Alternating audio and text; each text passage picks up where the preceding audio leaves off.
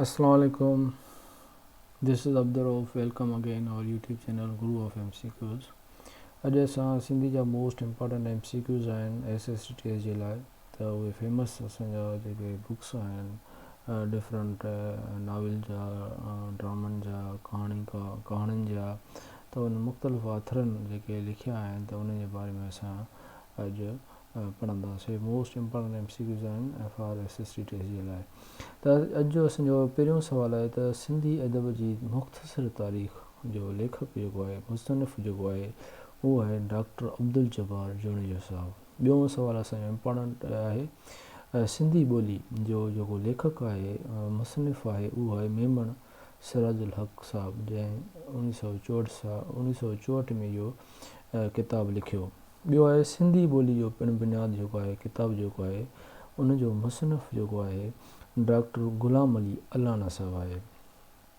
चोथों असांजो क्वेश्चन आहे त सिंधी सूरत कथी जेको आहे उनजो लेखक जेको आहे उनजो बि डॉक्टर ग़ुलाम अली अलाना साहबु आहे। पंजों क्वेश्चन आहे असांजो शाह लतीफ़ जी शाइरी जो जेको कंहिं लिखी आहे उहा डॉक्टर तनवीर अब्बासी साहब जी लिखियलु आहे।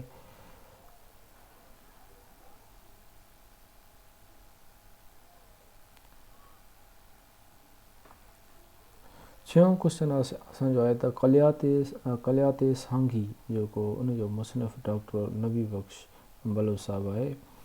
सतों क्वेश्चन आहे त शाह लतीफ़ जो रिसालो जो मुसनिफ़ जेको आहे डॉक्टर नबी बख़्श बलोच आहे।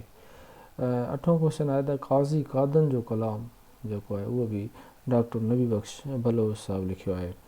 नाओं क्वेश्चन आहे त ॿेलाइनि जा ॿोल उहो बि डॉक्टर नबी बख़्श बलोच साहब जो लिखियलु आहे। ॾहों क्वेश्चन आहे त सिंधी ॿोली ऐं अदब जी मुख़्तसिर तारीख़ उहो डॉक्टर नबी बख़्श बलोच साहब जो लिखियलु आहे उहो बि किताबु। 11हों क्वेश्चन आहे त सिंधी अदब जो तारीख़ी जाइज़ो उहो डॉक्टर अब्दुल मजीद मेमण साहब जो लिखियलु आहे। हीअ असांजा मोस्ट इम्पॉर्टेंट MCQs आहिनि जेके SST टेस्ट में अची सघनि था।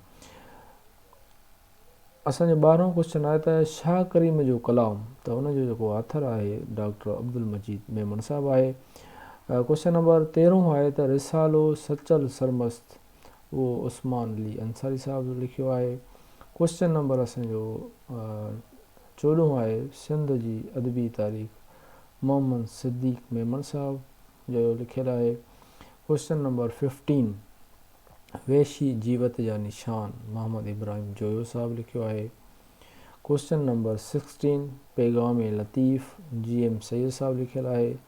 क्वेश्चन नंबर 17 नई सिंध लाइ जिदोजहद उहो बि GM सैयद साहब लिखियो आहे। क्वेश्चन नंबर असांजो 18 आहे फ़िक्र जी आज़ादी मोहम्मद इब्राहिम जोयो साहब लिखियो आहे। सिंधी नसर जी तारीख़ जेको आहे मंगहाराम मलकाणी लिखियो आहे। क्वेश्चन नंबर 20 सिंधी ॿोली जी तारीख़ महरूमल महरचंद अडवाणी लिखियो आहे। क्वेश्चन नंबर 21 शाह जूं सूरमियूं जेको आहे नारायण दास भंभाणी लिखियो आहे। बदनसीब थरी जो जेको ड्रामो आहे जंहिं मोहम्मद इस्माइल उरसानी साहब जो लिखियलु आहे। क्वेश्चन नंबर 23 आहे असांजो ख़्याल ख़ातिर मोहम्मद इस्माइल उरसानी साहब जो लिखियलु आहे। क्वेश्चन नंबर 24 क़दीम सिंध मिर्ज़ा कलीज बेग साहब जी लिखियलु आहे। क्वेश्चन नंबर 25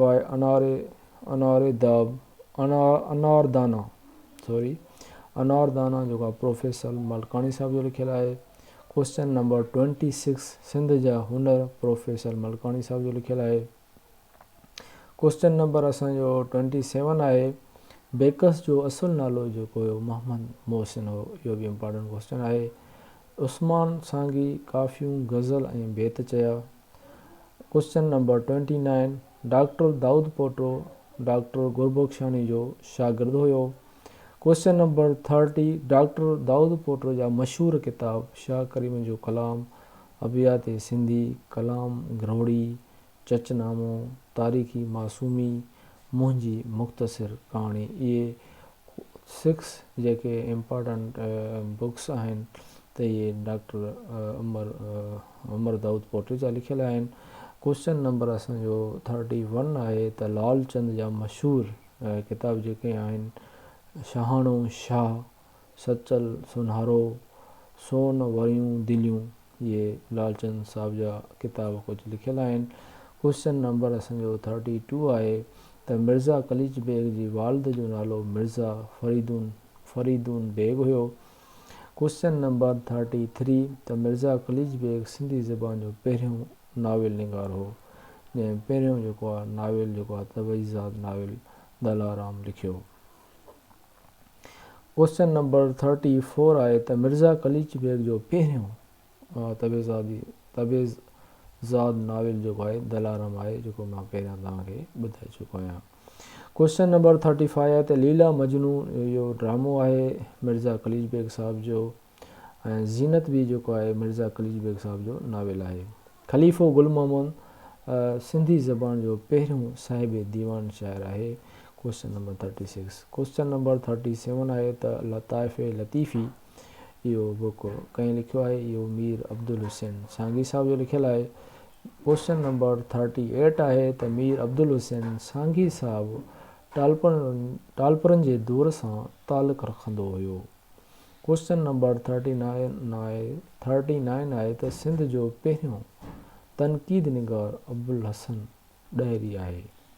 क्वेश्चन नंबर 40 आहे त शाह लतीफ़ जो पहिरियों ज़िक्र तहफ़तुल कराम में मिले थो। क्वेश्चन नंबर 41 आहे त सिंधी ॿोलीअ जी तारीख़ भैरूमल महरचंद अडवाणी लिखी, इहो असां पहिरियां ई करे चुका आहियूं।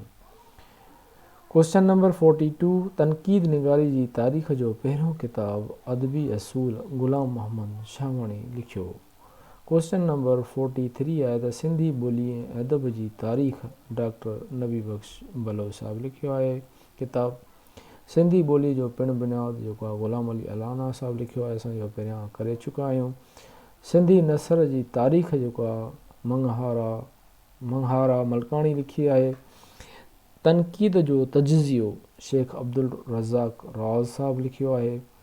तनक़ीद ऐं तनक़ीद निगारी जेको आहे एहसान बदवी साहब लिखी आहे। तनक़ीदूं किताब जेको आहे डॉक्टर अलादाद बोयो साहब लिखियो आहे। इहो बुक्स आई थिंक के प्रीवियस SST जेका test Sindh public service commission वरिती, इहो क्वेश्चन अची चुको आहे। क्वेश्चन नंबर 49 आहे त अदबी तनक़ीद फ़न ऐं तारीख़ जेका आहे डॉक्टर फ़हमीदा हुसैन लिखी आहे। क्वेश्चन नंबर असांजो 51 आहे त हे असांजा मोस्ट इम्पॉर्टेंट MCQs आहिनि फॉर SST टेस्ट जे लाइ। इन्हनि मां को बि क्वेश्चन असांजो अची सघे थो। डॉक्टर फ़हमीदा हुसैन जी तहक़ीक़ी मुकाले जो नालो शाह जी शाइरी में औरत जो रूप आहे। क्वेश्चन नंबर 52 आहे त डॉक्टर क़ासिम बुघी जी तहक़ीक़ी मुकाले जो नालो ॿोली ऐं लिसानियात आहे। क्वेश्चन नंबर 53 आहे त ग़ुलाम नबी मुग़ल जे नावल जो नालो ओढ़ा आहे। क्वेश्चन नंबर 54 शमशेरुल हैदरी जी ड्रामनि जे मजमूए जो नालो काक महल आहे। क्वेश्चन नंबर 55 आहे त GM सैयद जी आतम कहाणी जो नालो पंहिंजी कहाणी पंहिंजी ज़बानी आहे। क्वेश्चन नंबर 56 आहे त जनम गुज़ारियम जंसी GM सैयद साहब जो आहे। दयार दिल दास्तान मोहब्बत इहो बि GM सैयद साहब जो आहे।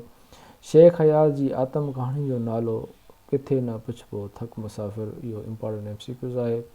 खैरुल निसा क्वेश्चन नंबर 60 खैरुल निसा जाफ़री जी कहाणियुनि जो मजमूए जो नालो तख़लीक़ जो मौत आहे। नओं आदमी इहो नाविल आहे जेको अब्दुल रज़ाक राज़ साहब लिखियो आहे। क्वेश्चन नंबर 62 आहे सिराज मेमण जी कहाणियुनि जे मजमूए जो नालो उठो माण्हू आहे। क्वेश्चन नंबर 63 आहे त नसीम ख़ाल जी कहाणियुनि जे मजमूए जो नालो नसीम ख़ाल जूं कहाणियूं आहिनि। क्वेश्चन नंबर 64 अली बाबा जी कहाणियुनि जे समूरनि मजमूअनि जे गुज़िरियल किताब जो नालो मुंहिंजूं कहाणियूं आहिनि। क्वेश्चन नंबर 65 आहे त अमर जलील जी कहाणी जे मजमूए जो नालो दिलि जी दुनिया आहे। त ईअं बि सुवाल अची सघे थो त दिलि जी दुनिया जो किताबु कहिड़ो आहे, कहाणियुनि जो किताबु आहे, ड्रामनि जो किताबु आहे, या असांजो शाइरी जो मजमूओ आहे। ईअं बि सुवाल असांजो सिंध पब्लिक सर्विस कमीशन वारा अहिड़े हिसाब सां क्वेश्चन ईंदा आहिनि। क्वेश्चन नंबर 66 आहे त आगा सलीम जे कहाणियुनि जे मजमूए जो नालो धरती रोशन आहे। हम औसत बि जेको आहे हम वसत आगा सलीम जो नावेल आहे। धरती रोशन जेको आहे इहो कहाणी जो मजमूओ जो नालो आहे।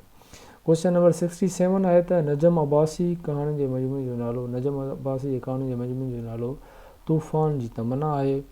महताब महबूब जी कहाणी जे मजमूए जो नालो जेको आहे मिठी मुराद आहे। इहे हुया कुझु कहाणियुनि जा बुक्स जंहिं मुख़्तलिफ़ ऑथरनि लिखिया आहिनि।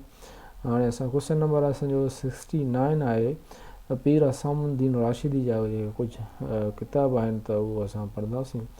होॾो थी हू ॾींहं, होॾो थी हू ॾींहं, ॻाल्हियूं ॻोठ वणनि जूं, सिंधी अदब, इहे 3 इम्पॉर्टेंट किताब जेके पीर असामुद्दीन राशिदी साहिब जा लिखियल आहिनि।